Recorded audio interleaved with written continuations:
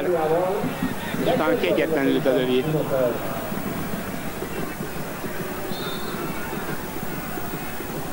Van ideje kétszer, háromszor, négyszer, ötször felnézni, egészen elképesztő, hogy a lengyel mutatja Rósának, hogy menjen, aztán adja is neki a labdát.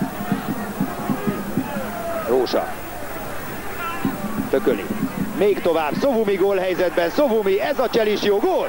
A második gólját szerzi Tomás Szovumi. Ez nagyon szép akció volt, gyönyörű befejezéssel, 6 perccel az első félidő vége előtt, nem egész 6 perccel, 2-0-ra vezet a Dunafer az Üllői úton. És ismét érdekes lesz megnézni majd a gólt, hogy a Ferencvárosi védelem mennyire rosszul zár. Amikor itt a bal oldalon Rosa megkapja a labdát, figyeljük meg, két játékos között majd a harmadik mellett is elviszi, és a másik oldalt szó mint szinte senki nincs. És még a cselt is megmeri csinálni Szovumi Gyepes mellett, nem hiszem, hogy egy hete is megmerte volna csinálni. Ha egy üzlet beindul, igen.